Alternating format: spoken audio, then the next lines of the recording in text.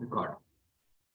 So this is my second lecture as far as the FBD is concerned or free body diagram is concerned.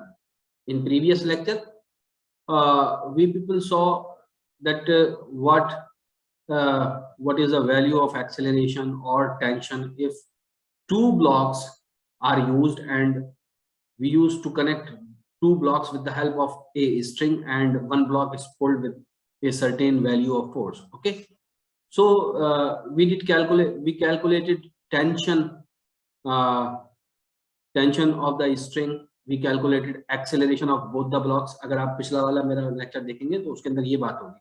तो आज हम थोड़ा सा एक कदम आगे बढ़ेंगे उससे और ये शुरू करेंगे. तो ये यहाँ पे मैं लिख देता हूँ, ये FBD का लेक्चर 2 है. ठीक है, जो स्टूडेंट डायरेक्ट इस लेक्चर पर आ गए हैं उनसे मेरी एडवाइस ये है कि पहले वो लेक्चर 1 देखें, उसके बाद इसको देखें. ओके, तब जाके बात ज्यादा क्लियर होगी, वाज़ेह होगी. तो यहाँ पर भी हम एक ग्राउंड बना देते हैं बच्चों. ठीक है, यहाँ पर ग्राउंड बना देते हैं और ग्राउंड के साथ साथ हम क्या करते हैं कि 3 ब्लॉक बनाते हैं. तो 3 ब्लॉक हम कैसे बनाते हैं? रेड स्याही से बनाते हैं. Suppose this is first block, this is second block, and these blocks are placed over a surface. और यहां पर भी हमने क्या assumption माना है? यहां पर कल की तरह से एक assumption कौन सा मानेंगे बताओ भाई? friction. Friction is ignored or neglected or friction is assumed to be zero. फिर हम इन सारी प्रॉब्लम्स को फ्रिक्शन के साथ भी करने वाले हैं. ठीक है, तो हम अब यहाँ पर इसको स्ट्रिंग से कनेक्ट कर देते हैं. स्ट्रिंग में ग्रीन कलर की ले रहा हूं, तो ये स्ट्रिंग से मैंने यहाँ पर कनेक्ट कर दिया, ये यहाँ पर कनेक्ट कर दिया. ओके, और इसके बाद मैंने यहाँ पर एक फोर्स लगाई इस डायरेक्शन में. ये फोर्स मैं कैसे लगा सकता हूँ? ये फोर्स फॉर एग्जांपल कोई आप हैं या कोई है, वो इसको पकड़ कर और इस डायरेक्शन में खींच रहा है F फोर्स से. कल हमने इसको एक्सप्लेन किया था, बात समझ में आती है. सपोज इसका मास M1 है, इसका मास M2 है, इसका मास M3 है, और ये जो स्ट्रिंग है यहाँ पर जो टेंशन है, इस वाली स्ट्रिंग में जो टेंशन है वो कितना है? T1 है, और इस वाली जो स्ट्रिंग में टेंशन है वो कितना है? T2 है. ठीक है, अच्छा, ये टेंशन भी, इस टेंशन का डायरेक्शन क्या होगा?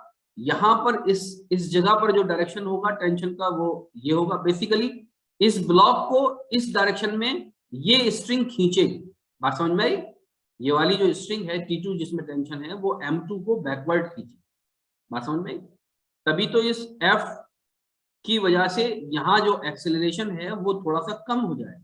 बात समझ में? आगे बढ़ते हैं. तो ये गैर जरूरी जो लाइन है वो मिटा देता हूं मैं. एक तो ये मिटा देता हूं मैं, एक ये मिटा देता हूं, ये भी मिटा देता हूं, ये मिटा देता हूं. एक और टेंशन बनाएंगे हम यहाँ पर. जो M2 पे टेंशन लग रहा होगा वो इस डायरेक्शन में होगा and it is also T2. तो पूरी स्ट्रिंग में जो टेंशन होगा वो सेम होगा. It is again an assumption. ये भी एक तरह का assumption है कि स्ट्रिंग जो है हमारी वो मासलेस है और स्ट्रिंग जो हमारी कैसी है? टाइट है. टाइट जैसे कि एक डंडा होता है, जैसे कि एक रॉड होती है, वो बिल्कुल सीधी है, उसकी लेंथ चेंज नहीं हो सकती, वो लूज नहीं है. ठीक है, कुदरतुल्लाह समझ में आ रहा है? जी सर. इधर जो टेंशन है वो क्या है? T1 है, और इधर जो टेंशन है वो क्या चीज है? वो भी T1 है, क्योंकि ये टेंशन हमने T1 माना है. और टेंशन क्या चीज होती है? कल मैंने बताया था, टेंशन बेसिकली वो फोर्स है जिससे स्ट्रिंग अपनी तरफ अपने बंधे हुए मास को खींचती है. टेंशन वो फोर्स है जिससे बंधे हुए मास को स्ट्रिंग अपनी तरफ खींचती है. बात समझ में आई? तो टेंशन बेसिकली वो एक फोर्स हो गई. हर स्ट्रिंग के 2 किनारे होंगे, दोनों किनारों पर चीजें बंधी हुई होंगी, अलग अलग डिफरेंट मासेस बंधे हुए होंगे या डिफरेंट ब्लॉक्स बंधे हुए होंगे. उन दोनों ब्लॉक्स को अपने अपने एंड पर स्ट्रिंग खींच रही होगी। फॉर एग्जाम्पल इसको इस M1 ब्लॉक की बात करते हैं अगर हम, तो इस M1 ब्लॉक से जो स्ट्रिंग कनेक्टेड है वो इसको इस डायरेक्शन में खींचेगी, और यही सेम स्ट्रिंग इस M2 ब्लॉक को इस डायरेक्शन में खींचेगी। ये बहुत खास बात है, इसको बहुत समझना जरूरी है कि स्ट्रिंग मासेस को अपनी तरफ खींचती है। हम मोशन पर नहीं जाएंगे कि मोशन किधर की तरफ हो रहा है, उसकी फोर्स किधर लग रही है, वो वही वाली फोर्स, वही खींचने वाली फोर्स, उसी को हम टेंशन बोलते हैं। आई hope that the concept is clear about the tension. तो ये गैर जरूरी लाइनें जो हैं इनको मैं मिटा देता हूँ, इसको भी मिटा देता हूँ, अननेसेसरी ये जो है फिर डिस्टर्ब करेंगे हमें। ओके, अब हम सीधे सीधे अब हमको हमारे पास प्रॉब्लम क्या है, यहां पर हमें अगेन T1 की वैल्यू निकालनी है, T2 की वैल्यू निकालनी है, उसके साथ साथ यहां पर कुछ एक्सेलरेशन होने वाला है M1 में, उसको हमने मान लिया A1, M2 में एक्सेलरेशन होने वाला है, उसको हमने मान लिया A2। ये अच्छा, ये मैंने गलती करी है, ये M3 बनाना चाहिए था, M2 बना दिया मैंने, तो लेट मी करेक्ट इट। इसको मैं साफ लिख दूं ताकि नजर आए आपके लिए। ये M3 है, यहाँ के एक्सेलरेशन को हमने A3 मान लिया। So by applying the constraint, since the string is not changing its length, the string is straight enough, the strings are straight enough so that they are not changing their length। String इतनी ज्यादा tight है कि वो change ही नहीं कर रही length को। तो इस कंस्ट्रेंट के साथ हमको एक बात ये पता चलती है कि A1 A2 के बराबर होगा और A2 A3 के बराबर होगा, और इन तीनों एक्सेलरेशन को हमने A के बराबर मान लिया, और इसको हम यहाँ पर जैसे कि लिखते हैं, हम यहाँ पर लिख दिया हमने सेम। ठीक है, सो by applying a simple constraint that the string is straight enough that it is not changing its length, it is very tight, so that the acceleration in all the blocks, if M3 block is pulling towards right, तो सारे के सारे जो acceleration है वो कैसे होंगे, same होंगे, और उनको हमने ए माना। क्या मेरी बात समझ में आ गई? तो यहां पर हमें बेसिकली ए को भी कैलकुलेट करना है। ठीक है, तो हमें ए को कैलकुलेट करना है, और हमें किसको कैलकुलेट करना है, टेंशन को कैलकुलेट करना है। हम क्या करेंगे, इस फिगर को यहाँ बॉक्स में बंद कर देंगे, इन सारी चीजों को भी बॉक्स में बंद कर देंगे, और एक बार बैक खोलेंगे ताकि हमारी ये फिगर बाद में डिलीट ना हो जाए। अभी डिलीट नहीं होगी, ठीक है। नाउ वन बाय वन हम बात करेंगे, एक एक करके हम बात करेंगे। तो सबसे पहले हम ब्लॉक M1 की बात करते हैं। M1 ब्लॉक ये है, ठीक है। इसके ऊपर कितनी फोर्सेस लग रही हैं, हमें वो फोर्सेस ड्रॉ करनी है जो इसके ऊपर लग रही हैं। जो ये लगा रहा है वो नहीं करनी है, जो इसके ऊपर लग रही है। तो इसके ऊपर कौन सी फोर्स लग रही है, इसको मैं रेड से ही बना दूं। इसके ऊपर फोर्स लग रही है एक टेंशन T1, ठीक है।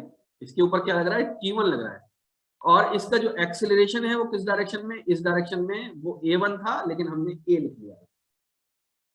तो यही एक एक्सेलरेशन है, इसके अंदर एक्सेलरेशन तो एक ही होना है। यही एक फोर्स है, दैट इज टेंशन, और उसका मास M1 है। Since we have one formula from Newton's second law of motion that force is equal to mass into acceleration, mass into acceleration, ठीक है। फोर्स यहां पर कितनी है, इट इज T1, मास कितना है, इट इज M1, एक्सेलरेशन कितना है, it is A। This is our important equation. तो इसको हम इक्वेशन 1 मान लेते हैं, और इस हिस्से को भी मैं बॉक्स में बंद कर दूं, ठीक है। तो ये हमारी पहली इक्वेशन तैयार होगी। Now let us talk about block number 2, that is M2। Okay, अब हम M2 के बारे में बात करेंगे। M2 यहां पर है, इस ब्लॉक के ऊपर कितनी फोर्सेस लग रही हैं, इस ब्लॉक के ऊपर 2 फोर्सेस लग रही हैं। एक x डायरेक्शन में लग रही है, ये जो फोर्स है ये T2 है। एक -x यानी नेगेटिव x डायरेक्शन में लग रही है, ये जो फोर्स है T1 है। एक्सेलरेशन इसका राइट साइड में है, जिसको कि हमने A2 माना है। याद रखिए, ये बात समझ लीजिए, जिस डायरेक्शन में मोशन हो रहा है, जिस डायरेक्शन में एक्सेलरेशन है, उसी डायरेक्शन वाली फोर्स भी ज्यादा होनी है, तो यानी T2 जो है वो T1 से ज्यादा है, तभी ये एक्सेलरेशन राइट साइड में है, that is T2 is greater than T1. This should be noted. After that we can write the equation or the relation between these tension, mass and acceleration. How? T2 minus T1, this is equivalent force. Sorry, मैंने T2 लिख दिया बाद वाला भी, ये आपके T1 होना है, ये क्या होना है, T1 होना है. T2 minus T1 is equal to mass which is m2 and acceleration which is a2. a2 is as good as a, तो मैंने a ही लिखा है. क्या मेरी बात समझ में आ रही है? ठीक है, ओके. तो ये एक अलग इक्वेशन बनी हमारी, इसको हम बाद में अभी इसकी बात करेंगे. Suppose it is equation number 2. I hope that all the things are getting clear. Okay, दूसरा मास हो गया. Now let us talk about mass number 3, that is m3. m3 हमने यहां पर बना दिया. इसके ऊपर जो फोर्सेस लग रही हैं हम रेड से बनाएंगे. एक फोर्स राइट साइड में है, वो बेसिकली कौन सी फोर्स है, वो F है, जो कि मैन लगा रहा है. इसके ऊपर एक फोर्स पीछे की तरफ है जो कि बेसिकली टेंशन है, जो कि दूसरी स्ट्रिंग लगा रही है, इट इज T2. इसका जो एक्सेलरेशन है वो राइट साइड में है, which is equal to a3. हमने जिसको एज्यूम कर लिया है a के बराबर. क्या मेरी बात समझ में आती है? बहुत सिंपल बात. आगे बढ़ते हैं. क्योंकि यहां पर ये इस डायरेक्शन में मूव कर रहा है, तो इस डायरेक्शन वाली फोर्स ज्यादा है, तभी ये मूव कर रहा है. यानी कि F is greater than T2. Now we may write the equivalent force in terms of mass and acceleration, and it is equal to F minus T2 is equal to m2 into a. क्या मेरी बात समझ में आती है आपको? तीन equation हमको मिल चुकी हैं. It is equation number 3. I hope that all the things are clear to you. सारी बातें आपको क्लियर हैं? जी सर. ठीक है, ये बातें बहुत क्लियर हो रही है ना सब? बहुत अच्छी बात है. अब हमको क्या क्या निकालना है? हमको ये टेंशन निकालना है. तो ये टेंशन हमारे पास आ गया. ये टेंशन पहले से हमारे पास लिखा हुआ है. इक्वेशन 1 को देखिए, T is equal to m1 into ए. बट इस इक्वेशन में गड़बड़ क्या है कि हमें a की वैल्यू नहीं पता है, तो हमको यानी a की वैल्यू निकालनी है. बात समझ में आ रही है? तो इस फॉर्मूले को आप इसके अंदर रख दीजिए, T2 माइनस T1 के अंदर. ठीक है, तो इससे आपको T2 मिल जाएगी. T2 किसके बराबर है? T2 माइनस T1, यानी हम इसको लिख सकते हैं m1 इंटू ए. ये T1 है ना, इसकी जगह मैंने क्या लिख दिया, ये m1 into a. It is equal to m2 into a. तो T2 भी हमको यहां पर मिल गया मास और एक्सेलरेशन की शक्ल में, and it is equal to m1 plus m2 into a. ठीक है, एक इक्वेशन T2 की मेरे पास सिर्फ मास की शक्ल में आ गई, क्योंकि पहले ये टेंशन की शक्ल में थी. यहां पर टेंशन भी था, T1 भी था. तो एक मुझे इक्वेशन जो मिली है, इसको मैं इक्वेशन नंबर 4 कह देता हूं. क्या मेरी बात समझ में आई? अब इस T2 को, इक्वेशन 4 को मैं यहां पर पुट कर दूंगा, तो इन टर्म्स ऑफ फोर्स मुझे मिल जाएगी इक्वेशन. तो फोर्स में मुझे मिल सकती है. क्या मेरी बात समझ में आई? इन टर्म्स ऑफ फोर्स मुझे मिल सकती है. नाउ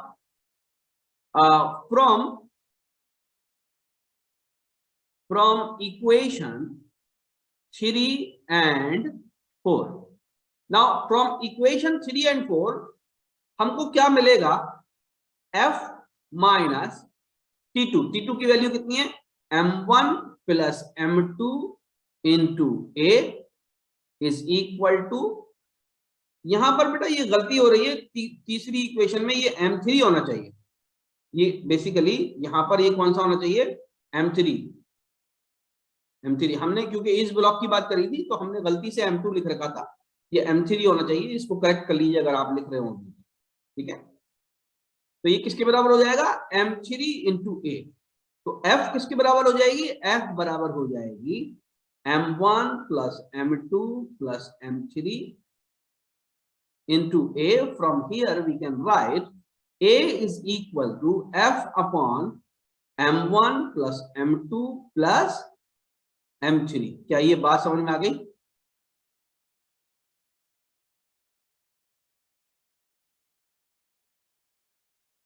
बोलिए. जी सर. तो ये एक्सेलरेशन की वैल्यू है जो ये निकलवाया था ना, एक्सेलरेशन यहां पर जो निकलवाया, वो एक्सेलरेशन की वैल्यू यही आएगी। ठीक है, now we have to determine the value of T1 in terms of force and masses. बात समझ में? हमको वैल्यू किस किस की निकालनी है? T1 की निकालनी है इन टर्म्स ऑफ। तो मैं ये करता हूं कि इसका प्रिंट स्क्रीन करके और अगली स्लाइड पे चिपका देता हूं। अगली स्लाइड पे मैं सॉरी, यहां पर मैं चिपका देता हूं इसका, और इसको क्या करता हूं, मैं छोटा कर देता हूं ताकि मुझे ये दिखे भी और छोटा भी रहे। ठीक है ना, समझ में आ रही है? जी सर। नाउ अब मेरे पास एक्सेलरेशन आ चुका है। What is the value of acceleration? It is equal to, acceleration is equal to force जिससे खींचा जा रहा था divided by m1 plus m2 plus m3। ये जो मेरे पास एक फॉर्मूला आया है, ये इंपॉर्टेंट रिजल्ट है, इसी को पूछा गया था, इसी के नंबर भी मिलेंगे। तो ये एक आंसर मेरा आ गया। यहां पर मैं आंसर लिख देता हूं और इसको बैक ले जाके वापस बाहर ले आऊंगा तो ये अब मिटेगा नहीं। ठीक है, अब इस एक्सेलरेशन वाले फॉर्मूले का मैं नंबर भी दे देता हूं, 4 यूज हो चुके, तो मैं इसको इक्वेशन 5 कह देता हूं। अब मैं आगे की बात लिखूंगा, फ्रॉम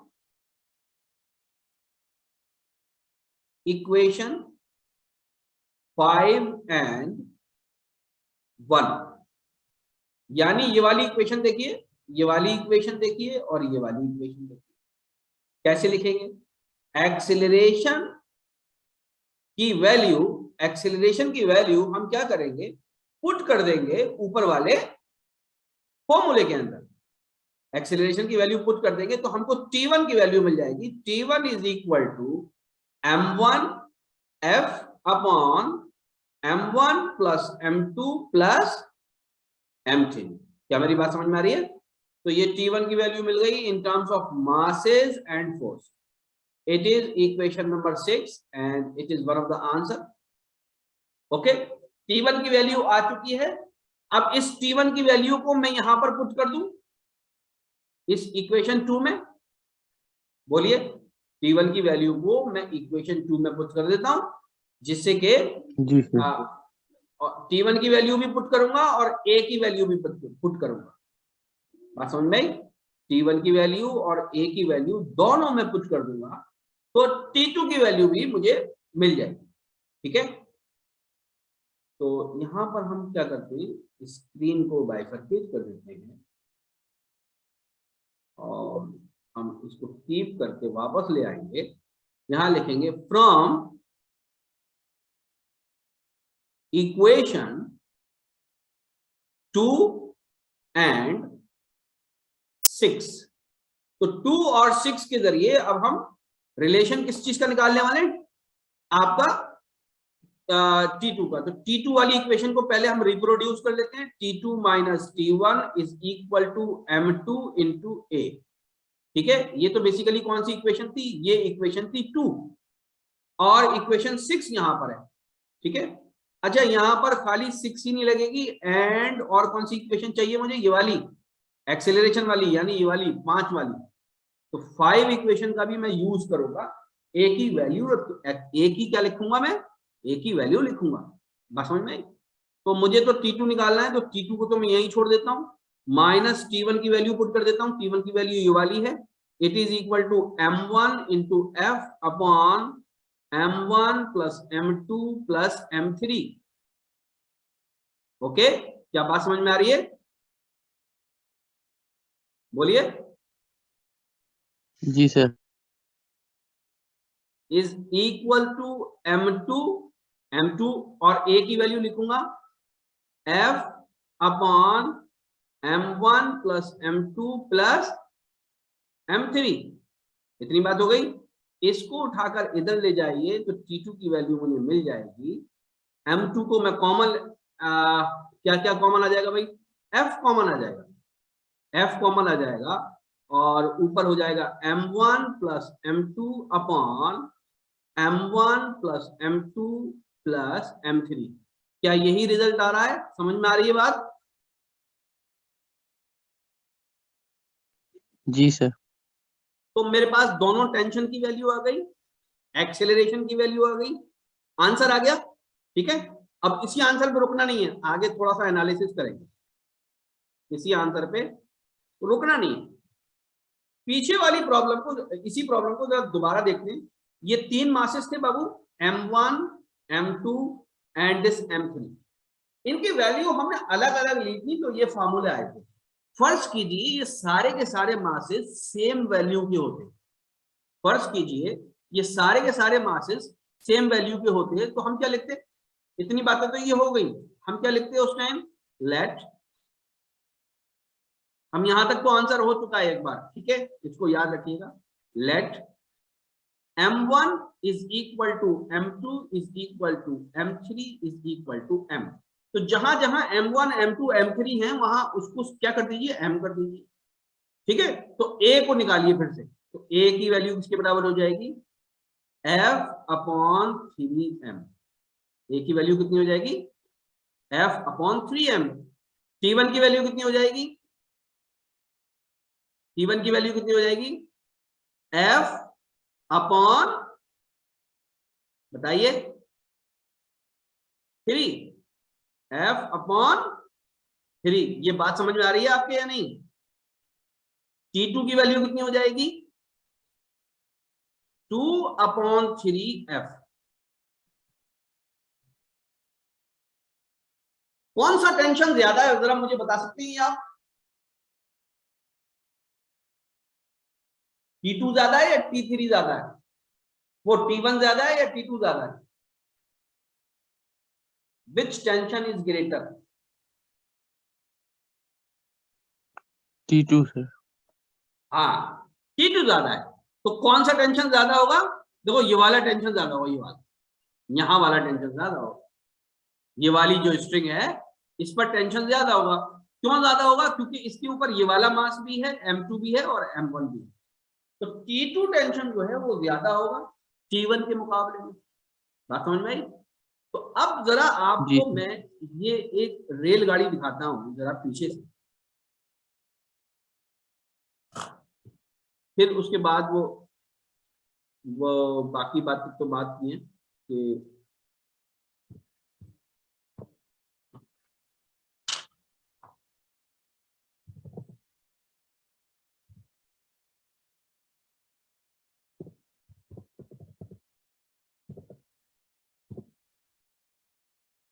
एक ट्रेन जरा दूर से हमें दिख जाए कोई ट्रेन का, तो जरा एक बात बताऊंगा मैं आपको।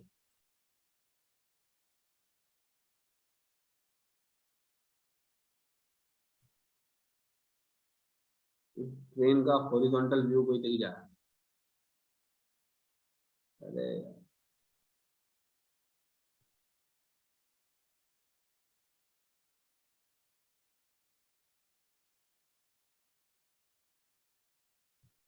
चलो इसी को दिखाते हैं।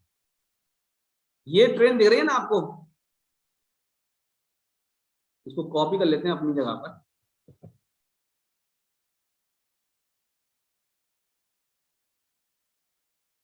ठीक है, ध्यान से सुनिए,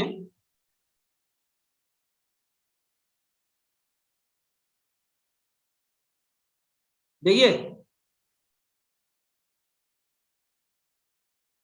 एक तो इसके कनेक्शन यहां पर होगा डिब्बों में, एक कपलिंग में होगा या नहीं, इन दोनों डिब्बों के बीच में, बोलिए। जी सर। और एक यहां पर होगा, तो यहां पर फर्स्ट, यहां पर होगा सेकेंड, एक कपलिंग यहां पर होगी, यहां पर कौन सी कपलिंग होगी, 3, यहां पर कौन सी होगी, 4, यहां पर कौन सी होगी, 5, यहां पर कौन सी होगी, 6, यहां पर कौन सी होगी, 7। बात समझ में आ रही है। कौन सी कपलिंग जी सर। सबसे ज्यादा स्ट्रॉन्ग होनी चाहिए, फर्स्ट। फर्स्ट। अब समझ में आ गया होगा, टेंशन, टेंशन की कुछ कहानी समझ में आ रही है ना। क्यों, जी क्योंकि सर। यहां पर ये वाला जो टेंशन होने वाला है T1, यहाँ के टेंशन से ज्यादा होगा, यहाँ का टेंशन T3 होगा, यहाँ का T4, T3, ये T4 होगा, ये T5 होगा, ये T6 होगा, ये T7 होगा। तो T1 will be greater than T2 will be greater than T3 will be greater than T4 will be greater than T5 will be greater than T6 will be greater than T7। ये बात याद रखने की है। बात समझ में आ रही है? तो कुछ समझ में आया? आज की जो हमने बात करी है ये कुछ समझ में आई बाबू? Yes sir. ठीक है, तो ये ट्रेन की एग्जांपल मैं देता हूँ अक्सर बच्चों को। एक और एग्जांपल भी देता हूँ। एक मूवी आई थी वर्टिकल लिमिट, देखिए? No sir. एक मूवी वर्टिकल लिमिट, तो उसमें शुरू में क्या सीन होता है कि छोड़ो वो तो तुम देख के ही समझोगे।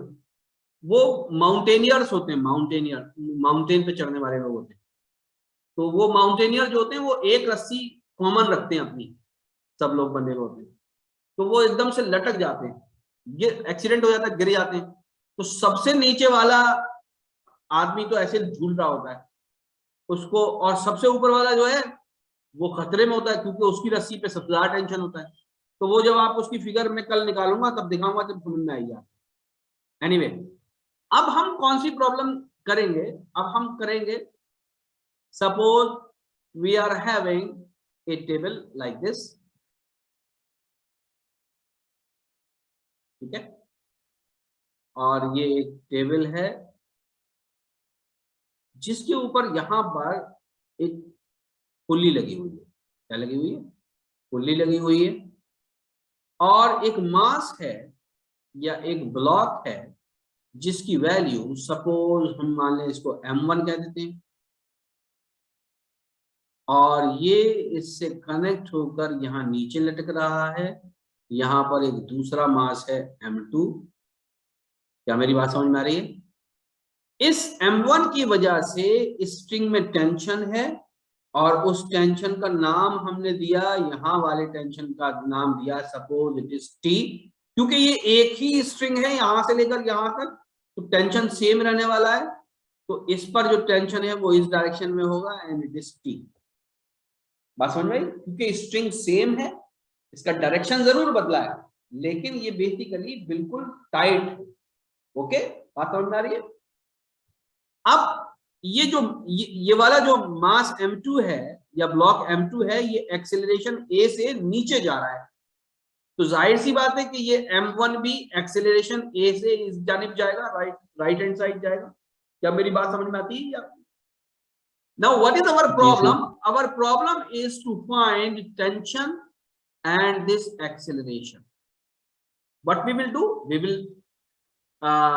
will construct or draw FBD of M1. M1 की FBD बनाएंगे तो इधर एक आपको टेंशन मिलेगा, इधर की तरफ आपको क्या मिलेगा? A मिलेगा। T is equal to M1A. This is first equation. M2 का, ये तो M1 का FBD हो गया। अब M2 का FBD बनाते हैं। M2 के FBD में आपको नीचे की तरफ क्या मिलेगा? नीचे की तरफ मास इंटू G मिलेगा, यानी M2 इंटू G। बात समझ में? ये बेसिकली क्या चीज है? ये वेट है। ये क्या चीज है? वेट है।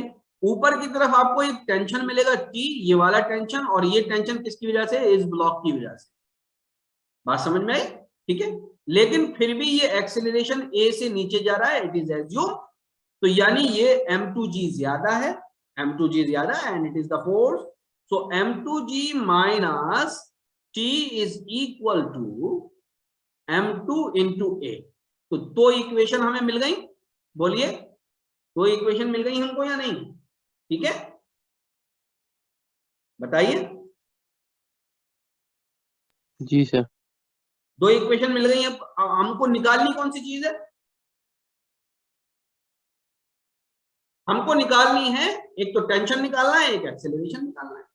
तो सबसे पहले हम एक्सेलरेशन निकाल सकते हैं। एक्सेलरेशन कैसे निकालेंगे बाबू? फ्रॉम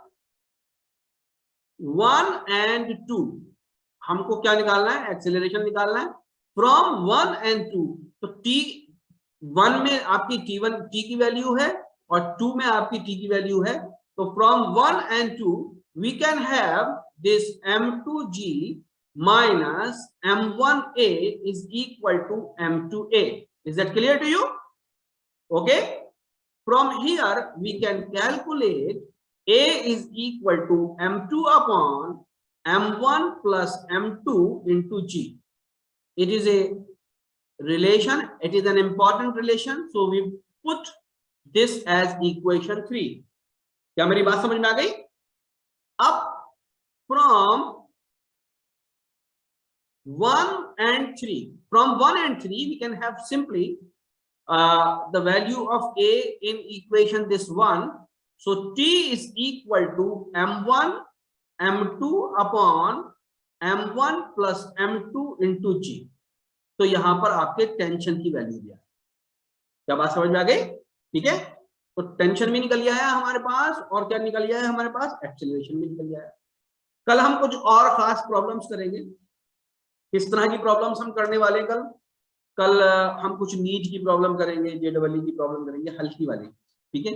फिर हम कुछ स्लोप की प्रॉब्लम्स भी कर सकते हैं, और हो सकता है मुझे टाइम मिले तो मैं कुछ अपलोड भी कर दूं, ठीक है। एनीवे, आप अपने तरफ के स्टूडेंट से ये बात कहते रहिए कि वो ज्वाइन कर सकते हैं हमें। बहुत से लोग अपलोड होने के बाद देखते हैं लेक्चर को, आप जो है पहले देख रहे हैं, अच्छी बात है। तो आज हमने कुछ बातें आपको बताई हैं, ये सारी पेन डाउन करते रहिएगा आप। ये सारी बातें, बहुत सी बातें ऐसी होती हैं जो लिखवाई नहीं जाती हैं, बोल दी जाती हैं, टीचर बोल देते हैं, तो कंसेप्ट बच्चे जो है वो लिखते रहे, ठीक है। समझ में आया आज का लेक्चर? जी सर। अब इंशाल्लाह कल पढ़ेंगे। कल क्या है? कल थर्सडे, कल भी इंशाल्लाह इसी टाइम पढ़ेंगे, ठीक है। ये टाइम सूटेबल है? जी सर। ठीक है, अल्लाह।